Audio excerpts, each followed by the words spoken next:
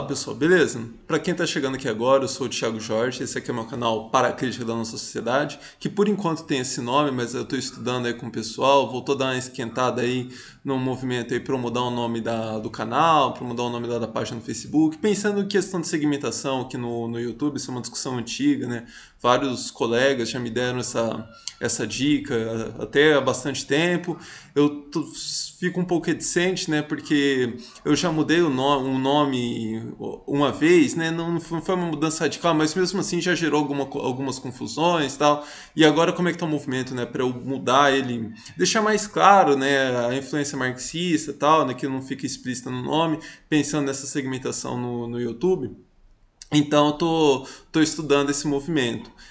Gostaria, inclusive, aí, quem quiser se arriscar, quem tiver uma opinião, sugestões quanto a isso, mandem aí nos comentários. Bom, e o que eu vou fazer hoje, né? Eu ainda estou devendo a segunda parte lá do respondendo, né? Analisando lá aquela fala do Fernando Uric sobre as crises, né? Eu vou fazer esse vídeo na semana que vem. Eu decidi passar na frente aqui esse projeto, né, essa nova linha aqui do canal para ir já sabendo, né, o que vocês têm achado dela. Vou explicar aqui rapidamente, né, o que eu pretendo o que eu pretenderia, né, com essa nova linha de vídeos, né. Quem acompanha o canal desde que ele surgiu basicamente, né, o canal tem 4, 5 anos, né, sabe que os vídeos antigos eles têm uma pegada bem diferente, né, da atual. Eu apaguei os meus vídeos antigos, né, porque eles eram ruins, muito ruins, mas eu deixei, né, o vídeo, né, desses trechos, né, de palestras, do José Paulo Neto, do Alisson Mascaro, enfim, de vários outros professores. Mas eles são vídeos, né, que eles estão ali num universo ali mais sociológico, filosófico, né? Tudo isso, né, não dá para separar isso daquilo que eu trato como crítica da economia política, o campo da crítica da economia política. Mas digamos que esses vídeos, né, eles estariam mais ligados a essas questões mais filosóficas, sociológicas, enquanto hoje a gente está mais próximo daquelas questões ali mais propriamente econômicas, né? E isso daí várias pessoas têm chamado a atenção, né, por fato, né, de como que o canal deu esse salto e tal, e eu gostaria, né, de dar uma amarrada nesse conteúdo, né, mostrar que, na verdade, né, muitas das coisas que eram faladas lá continuam aparecendo aqui, embora a gente esteja se aproximando mais, né, de questões ali da esfera econômica, né. Então, o que eu pretendo com esses vídeos é não só amarrar essas questões, então, filosóficas, sociológicas, né, com a economia, dando exemplos, né, mostrando, né, como que aquelas questões que às vezes aparecem lá com tons mais abstratos, né, como que elas de fato, né, se materializam ali nas questões econômicas, mas também como, né, como o canal tem essa proposta mais pedagógica, tal, até fazer alguns esclarecimentos, né, o pessoal que está chegando aí, está começando a estudar agora, às vezes alguns termos mais complicados, vai aparecer aqui, por exemplo, ser genérico, o que são essas coisas, né, eu vou aproveitar e dar uma esclarecida. Então vai ficar até uma forma também de dar um pitaco aí em algumas questões que não aparecem diretamente no canal. Eu vou fazer agora aquele reaction propriamente dito, né? Eu vou correndo o vídeo e na medida em que eu acho que vale a pena fazer alguma observação, algum comentário aqui, eu vou pausa e faço comentário. Eu obviamente, né? Pô, quem caiu aqui com propaganda enganosa, não, ele vai refutar o Zé Paulo Neto. Não é isso. Então, até às vezes para audiência seria uma boa, mas eu não tenho capacidade, eu não atingi um nível aqui que eu vou refutar. Não sei nem se seria possível, porque o Zé Paulo Neto aqui nesse vídeo ele vai estar trazendo. Ele não está nem. Vocês vão ver que ele vai comentar aqui, que ele não está trazendo novidade, né? Ele está comentando coisas lá do próprio Marx, né? Eu não acho ainda, não encontrei formas de refutar o próprio Marx. Bom, então sem mais delongas, vou começar a correr o vídeo aqui. Vocês vão reparar que o vídeo ele tá um pouquinho acelerado, né? Porque ele é um vídeo longo, né? Para tentar não deixar esse vídeo tão longo assim, eu dei uma aceleradinha nele, mas aí vocês comentam também, se vocês acharem que ficou ruim assim, se é melhor passar sempre na velocidade normal, aí a partir do próximo eu deixo ele na velocidade normal. Marx vai se negar a pensar o trabalho tal como lhe é posto no âmbito da economia política. Marx pensará o trabalho de uma maneira muito mais ampla e muito mais radical. E a palavra radical aqui tem que ser tematizada. É A aí que primeira, Marx vai. a primeira coisa que eu queria falar aqui, muito rapidamente, né, é que você viu que ele fez uma referência, né, que o Marx, que o tratamento que o Marx dá ao trabalho é diferente da economia política, né, e especificamente sobre o trabalho. Porque isso é engraçadão que hoje, né, quem escuta tá ali, né, no universo da economia, tem uma série de teóricos, né, que igualam, né, todos o Marx, né, todos o Smith, o Ricardo no tratamento dessa questão, né, turma do valor do trabalho. Então Marx, Smith, Ricardo, todo mundo lá, é quase como se todo mundo estivesse falando a mesma coisa, partindo dos mesmos pressupostos, chegando às mesmas conclusões. E aí a diferença do Marx em relação a eles é como o pensamento do Marx tem uma conotação mais política. Enfim, o Zé Paulo Neto vai marcar essa diferença. Começou, né, fazendo referência a essa diferença, embora ele não vai avançar muito explicitamente em diferenciar, né, o que é particular do Marx em relação àquilo que era da economia política. Vai afirmar. É nesses anos que Marx afirmará que ser radical é tomar as coisas pela raiz. E para o homem, diz Marx, a raiz é o próprio homem. Essa é uma outra palavrinha que a gente vai ter que recuperar, né? A palavra radical. Hoje a gente fala em radicalidade e radical. As almas engravatadas sentem um frisson na espinha, né? É horrível ser radical. Dar exemplos de bom comportamento é hoje fundamental. A radicalidade é horrível. Eu juro que antes do próximo convite que vocês me fizerem, eu vou dar uma passadinha na Firjan e na Febraban, né? Que aí a gente abandona o rótulo de radical e se torna palatável, degustável. Aqui ele também está fazendo uma referência, né, que tem uma confusão aqui que ela é muito.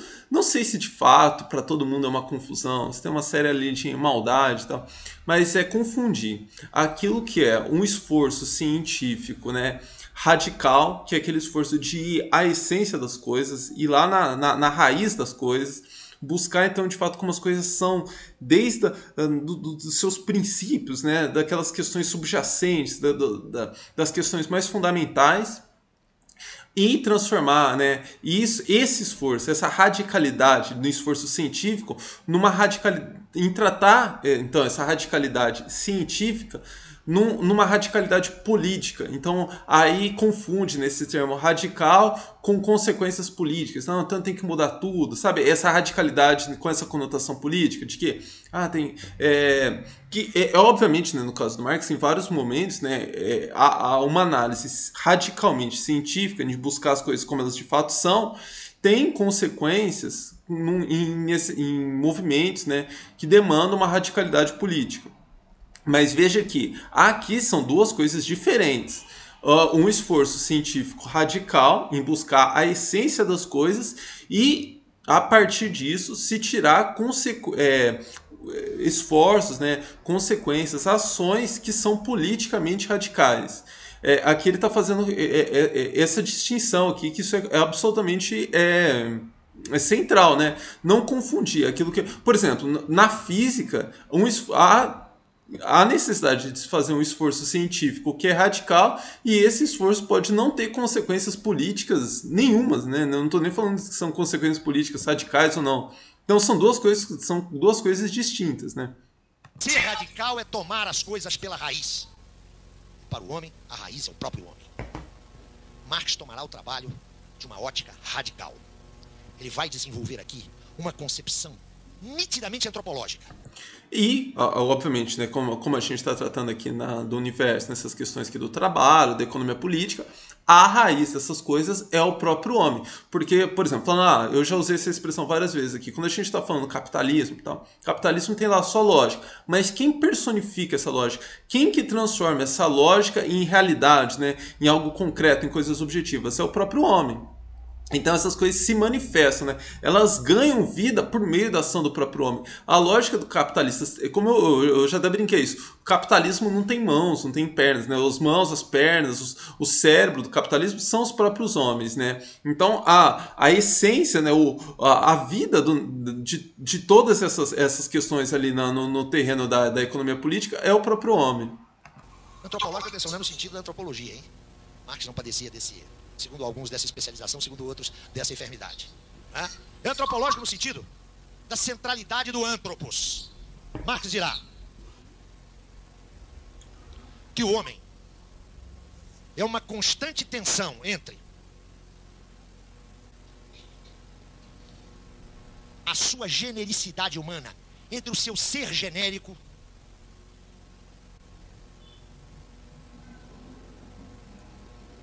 e a sua singularidade. Isso aqui que ele acabou de falar tem tudo a ver com o que eu acabei de falar, né? Por exemplo, aqui nesse caso, essa tensão entre ser genérico e a singularidade. Essa genericidade hoje por exemplo, a lógica do capitalista, né? Então, por exemplo, quando a gente pensa, vamos pensar nos exemplos mais fáceis, né? Quando a gente vai falar em personificações do capital, é falar dos capitalistas diretamente, embora não dê, de certa forma, né, a própria classe trabalhadora personifica a lógica capitalista, na medida em que ela vende força de trabalho. Então, não vou abrir esse parênteses aqui. Mas então vamos pensar nos empresários, aí que fica mais fácil ver isso, né? Essa genericidade, né, na ação deles é essa personificação direta, né, da lógica capitalista. Mas eu já fiz referência a isso várias vezes, né? Quando a gente compara, né, às vezes ali mesma fração, né? O pessoal lá do capital produtivo, o pessoal do capital financeiro. A gente compara, né, empresários do mesmo setor, né, do mesmo ramo, e a gente vê eles defendendo questões distintas, movimentos distintos, até posições políticas distintas, né? Temos gestores do capital aí que se identificavam mais com a linha de atuação dos governos petistas, e a gente tem hoje, e tem ao mesmo tempo gestores do capital que se identificam muito mais, né, com a linha de atuação agora do governo Bolsonaro. Veja que então essa singularidade, ao mesmo tempo esses tons, essas questões mais universais ali, que é a lógica do capital, eles personificam, né, que a gente está vendo lá no mini curso, né, sobre as crises econômicas, e tem também, ao mesmo tempo, né, essa tensão constante entre essas questões universais, genéricas, né, da lógica capitalista, e essas questões singulares, né, opiniões pessoais que variam de indivíduo para indivíduo, né. E obviamente que essas coisas também não surgem do nada, né, refletindo sobre essas questões genéricas. O que é próprio de nós é nos percepcionarmos e existirmos enquanto seres singulares. Esta singularidade imediata que nos constitui e que é insuprimível. Eu, na minha limitação física, mas não só física, eu não posso ser outro. Eu não sou o outro.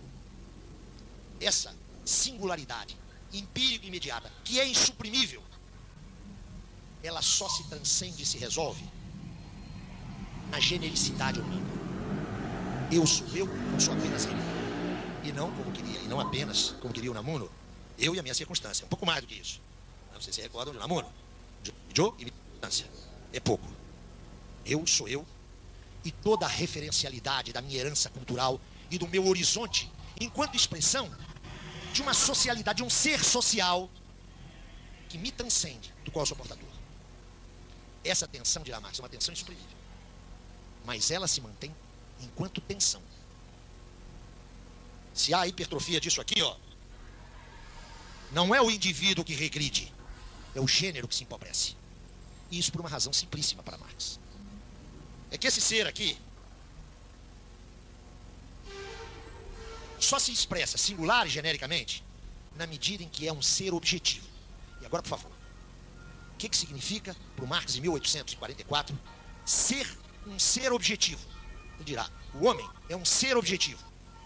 Ser objetivo é aquele que só se mantém enquanto tal na medida em que se objetiva. Então aqui, claramente, né, por mais que ele não fale subjetivamente, ele está nessa polêmica ali com as correntes, né, mais pós-modernas, idealistas, né, que confunde essa relação entre ser objetivo e onde que está o arranque, né, na ação dos homens, se está na ideação. Então tem aquela história de confundir aquilo com a prática, né, as ações objetivas com questões ali ideais, disputas de discurso, né. Eu vou avançar aqui um pouco porque vai ficar meio longo esse vídeo e já está ficando, né. E eu vou logo então para as questões assim que estão mais próximas aqui do nosso universo, né. Acho que é por aqui. Pelo amor de Deus, nota, o que Marx quer dizer com isso é que a condição da existência humana é a condição da objetivação dos sujeitos singulares. Essa objetivação se dá onde? Através de formas evanescentes, pouco perenes. O meu gesto, o meu riso, o meu movimento, a minha fala cotidiana. Mas se dá através de formas privilegiadas, mais duradouras. Pensem no trabalho, na obra que eu crio, no produto que eu realizo. Pensem na ciência, pensem na arte, pensem na literatura. Marx dirá: há N formas de objetivação. E este ser que é o homem, só para melhorar aquilo que eu acabei de falar, então, por exemplo, um exemplo claro, né, de como que o arranque, né, tá na ação dos homens e tal. A gente não dá para falar em arte, não dá para falar em ciência sem os homens. Então, a arte, essas formas, né, mais evoluídas, né, formas assim mais desdobradas, né, da atividade humana, eles são produtos justamente dessa evolução, da complexificação, né, da história do gênero humano.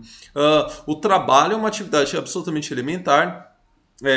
O homem só vive, né, por meio desse intercâmbio com a natureza. Ele vai falar isso. Mas essas próprias atividades, né, mais complexas, né? Mas aquilo que a gente poderia chamar assim, de atividades superiores na medida em que elas demandam, né, esse movimento de complexificação, a filosofia, a arte, né? Elas não existem livre, né, da ação dos homens, né? Elas só ganham vida na medida em que os homens vão a sociedade, a organização humana vai se complexificando e demandando essas atividades mais ricas, né, essas atividades mais complexas, essas atividades que respondem, né, a questões, né, que só vão aparecendo com a evolução do gênero humano, né? No momento elementar, a única questão que aparece ali, ó, eu preciso de alimentos, né, para garantir a minha existência, de roupas, né, para me proteger do frio, ou, enfim, formas ali de se proteger do calor também. Então, são essas questões mais elementares. Na medida em que a sociedade vai se complexificando, começa ali a demandar uma organização política para organizar ali pequenas comunidades, aí começa a aparecer a necessidade ali da filosofia, da política, começa a surgir também as individualidades, né, começam a se complexificar, começam assim, as emoções começam a se complexificar, começa a aparecer também a necessidade da arte, enfim, é esse movimento aqui que ele está fazendo referência. Só existe como homem na escala em que se objetiva. Esse conjunto de objetivações, que é o acervo da humanidade, que não tem dono, é esse conjunto de objetivações que pode ser apropriado pelos indivíduos, que pode ser, atenção, subjetivado pelos indivíduos, tornado seu interior. Dirá Marx: o homem rico não é aquele que tem, é aquele que é. O domínio da humanidade é o domínio do ser, não é o domínio do ter. Olhem a crítica àquela outra categoria que estava cá em cima, a propriedade. E aqui ele está falando, eu acho que isso aqui é relativamente óbvio, né? Que, enfim, hoje, né, quando a gente nasce, obviamente que a gente não tem acesso a todo esse acervo de conhecimento acumulado pelo gênero humano, né? A gente vai se apropriando disso, enfim, por meio da educação formal, agora pelo YouTube, contato com outras pessoas, tal. Então, obviamente, né, que isso aqui é patente, né? Quanto mais melhor for as suas condições objetivas, né, acesso a melhores escolas, acesso a melhor internet, enfim, acesso ao que maiores possibilidades, né, de contato, né, com o que o gênero humano legou de mais rico, né, mais rica tende a ser a sua subjetividade. Então, quer dizer, mais você se apropria, né, desse acervo, esse enorme acervo de conhecimento acumulado pelo gênero humano. A tentação aqui é gigantesca, né, da gente comentar esses movimentos irracionalistas, né, ou essas questões absolutamente quase ignorantes, né, que a gente tem visto hoje tomando a forma na política, né. Não dá para pensar esse movimento, né, divorciado, né, de problemas educacionais, obviamente, mas também uma questão de acesso, né, essa questão de como que esse acervo de conhecimento acumulado pelo gênero humano, ele cada vez mais fica confinado em becos, né, não só por uma questão, não só em função da própria degradação, né, da atividade educacional, mas também por uma questão de cada vez mais, né, com tanta informação sendo bombardeada, né? Cada vez mais aquelas informações que seriam mais vitais, mais ricas, mais importantes, né? Elas acabam sendo camufladas, né? Por uma massa de informação absolutamente inútil, ou talvez pouco relevante, né? Para usar um termo um pouco menos polêmico, né? Mas não é isso que ele está fazendo referência aqui, não. Só, enfim, fugir um pouquinho do assunto. O homem rico é aquele que conseguiu subjetivar uma riqueza de objetivações. Por favor, meus amigos, eu quero enfatizar isso, porque esta obra exerce um enorme fascínio para os críticos da sociedade burguesa que tem uma matriz religiosa. Meus amigos, eu tenho vários, clérigos, padres, pastores, especialmente os mais progressistas, insistem numa leitura crítica da sociedade burguesa que é muito próxima a isso aqui. O importante do homem é o ser, não é o ter. Essa leitura é privilegiada por esses meus companheiros. Mas eu só queria lembrar para vocês que nós estamos aqui nas antípodas de uma antropologia cristã, hein? Uma antropologia cristã sugere que eu posso dar muito porque eu sou rico interiormente. Para Marx... Então, o ponto aqui, inclusive, que o que eu tentei enfatizar aqui na minha fala anterior, né, que ele está chamando a atenção aqui, é que justamente para a gente alcançar essa riqueza subjetiva, alguma riqueza material é pré-requisito. O melhor exemplo é a própria questão de ter acesso a melhores escolas. Isso aqui é absolutamente fundamental para a pessoa, para os indivíduos conseguirem ao menos ganhar alguma condição de buscar melhores informações melhores, né? Por mais de que depois ali ele pode nem seguir uma carreira universitária, uma carreira acadêmica, né? Aquela formação ali de ensino básico, de ensino fundamental, ensino médio em escolas, né, com melhores professores e tal, condiciona completamente a capacidade do próprio indivíduo seguir se formando, né? Não. Eu posso ser rico interiormente se eu puder interiorizar, se eu puder subjetivar a riqueza de objetivações da humanidade, daquela que me precede, das gerações anteriores. Ninguém nasce cheio. E por que é preciso insistir nisso? Como é que a gente se apropria da obra de arte? Quem aqui já viu Beethoven interpretado pela Sinfônica de Viena? Alguém aqui já esteve lá? Mas vocês são livres para viajar, podem ir lá, está à venda, tudo. Por que vocês não vão?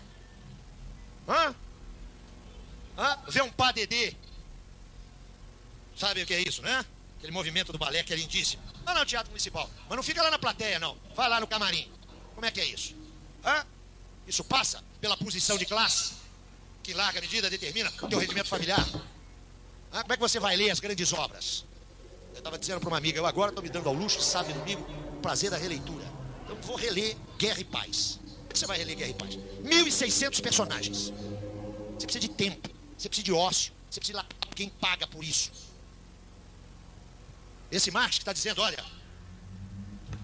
Bom, e o que ele está chamando a atenção, não dá para pensar também, então tá vendo todas essas questões aqui que aparentemente estão completamente distantes ali daquelas questões objetivas que a gente tem tratado, né? Mais valor, o valor, as questões propriamente da economia política, né? Você só consegue pensar o desenvolvimento da arte, essa questão, a partir das condições, né, ali da crítica da economia política, né?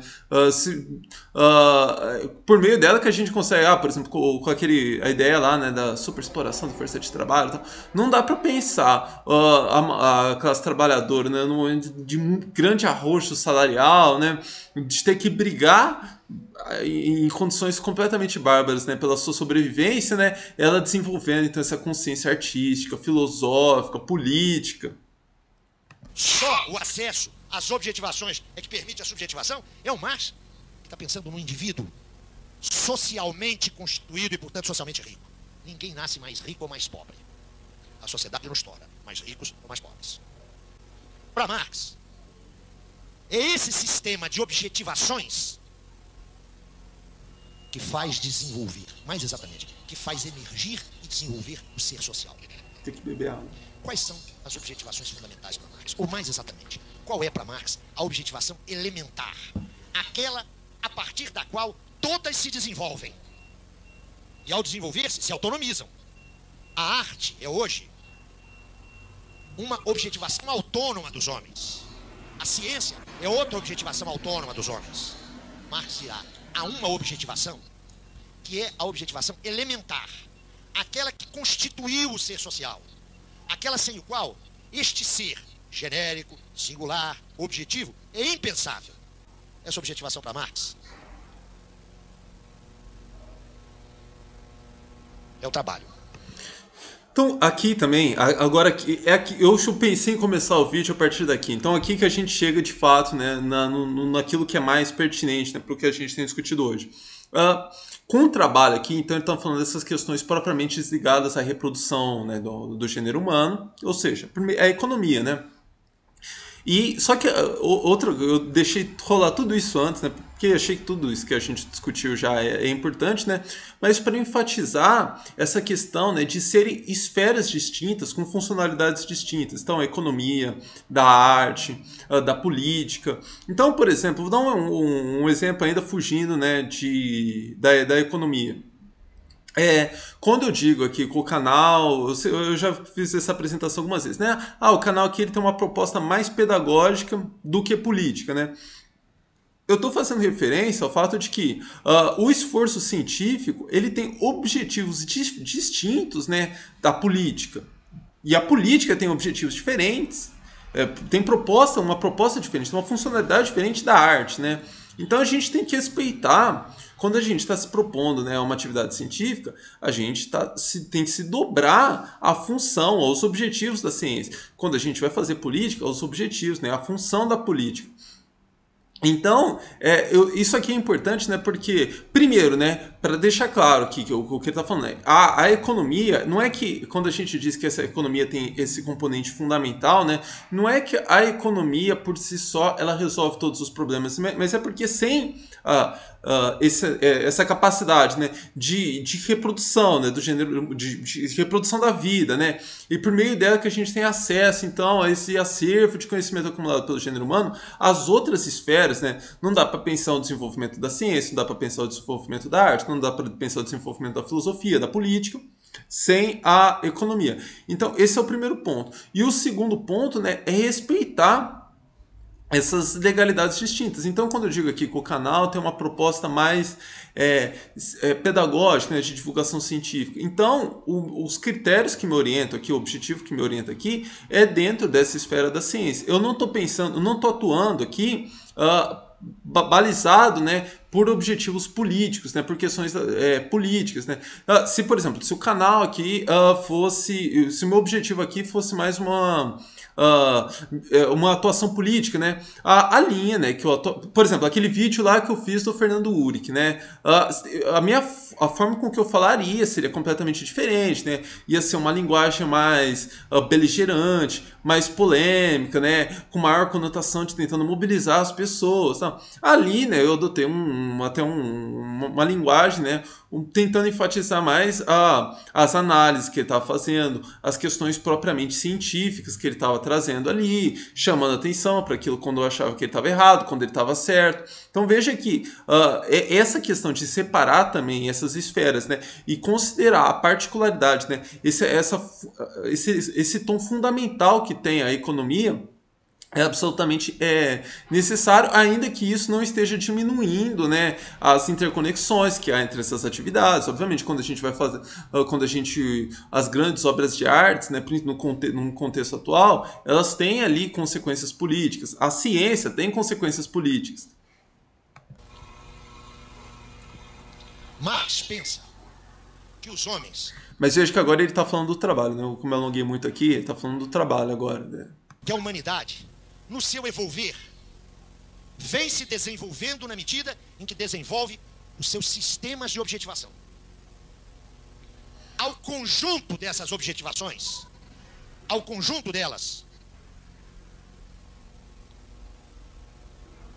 estaria reservado o conceito de praxis. Para Marx, o homem é, antes de tudo, um ser prático e social. Um ser prático e social. Este caráter da antropologia, esse caráter do antropos, é exemplificado paradigmaticamente pelo trabalho. Para Marx, o trabalho não é uma obrigação, o trabalho não é uma penitência, o trabalho não é algo fortuito. O trabalho é aquela objetivação privilegiada que garante a condição humana. Lá no Capital, 30 anos depois, ele dirá: o trabalho é a condição eterna do homem. O trabalho é a condição eterna do homem. Oh, meu Deus do céu, Marx, um jeito que foi sempre contra os absolutos, vai falar que o trabalho é a condição eterna. É isso mesmo, condição eterna no seguinte sentido: suprimido o intercâmbio do homem com a natureza, suprimido o trabalho, não existe humanidade. A condição da humanidade é o trabalho. Como o Marx é antigo, não é? Ele não dá conta da sociedade que está acabando com o trabalho. Não está acabando o trabalho? Só um minutinho, deixa eu só concluir, já te passo a palavra. O Marx não dá conta da sociedade, o trabalho está acabando. Segundo Dominique Méda, o trabalho é um valor em extinção. Essa mesma conversa vocês caiam se quiserem. Vocês não acham que a gente vive na sociedade de consumo? Provavelmente tem gente aqui que acha. Vou comentar essa questão do trabalho, porque essa questão da sociedade de consumo, eu já sei que eu vou comentar ela num outro vídeo. Mas essa questão que ele tratou aqui do trabalho, né? Eu vejo, por exemplo, tem aquele vídeo aqui do canal que eu comento lá, né? Sobre o que é comunismo. Falando necessidade de desenvolvimento tecnológico, né? De diminuir o tempo de trabalho socialmente necessário. E isso aqui, né, gera uma discussão, né?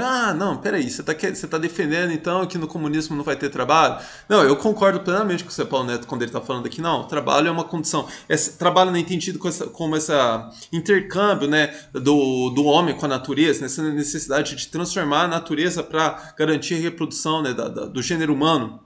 Isso aqui é uma condição, como que ele falou, é absoluta, uma condição eterna, né? Eu vou dar um exemplo prático disso, né? Faz umas 3 semanas que eu fiquei até enchendo o saco do Elcemir para me ajudar a pensar a questão lá da produção, né, do PlayStation 5, né? Surgiu...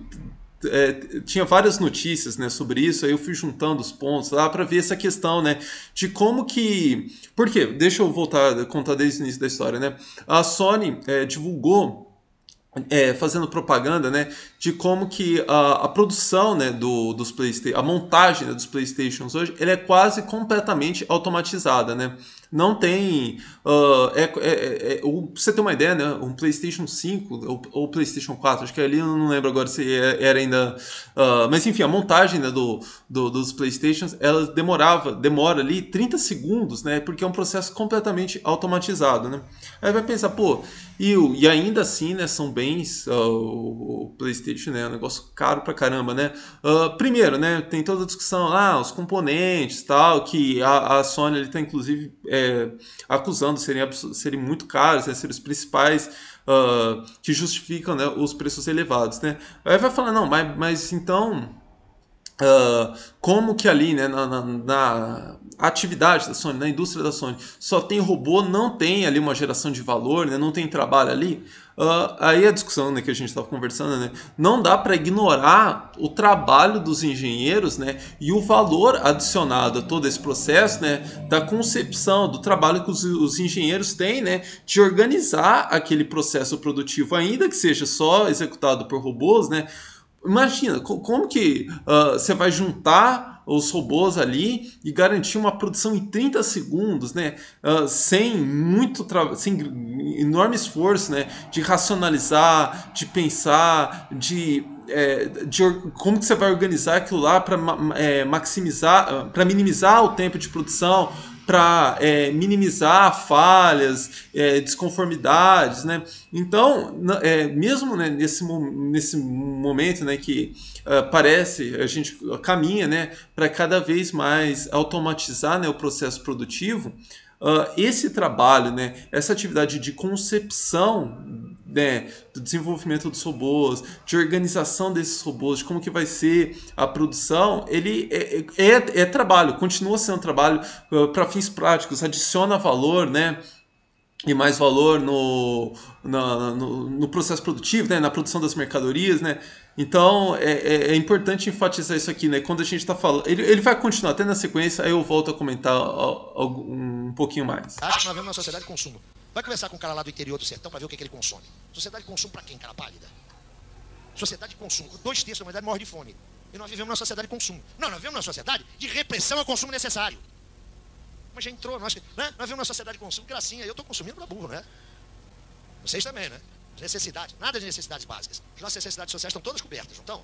Estão todos consumindo. Vivemos na sociedade do consumo, na sociedade da informação. Né? Todo mundo tem computador, está todo mundo ligado na internet, né? Tem os programas mais sofisticados, não é isso?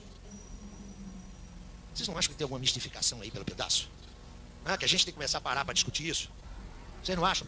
Gente, só como eu falei, essa questão aqui da sociedade de consumo, então eu vou comentar num outro vídeo que ele vai discutir essa questão também. Aqui, como que a gente já está com um vídeo longo, vou passar batido por isso aqui. Está havendo uma grande confusão entre emprego e trabalho?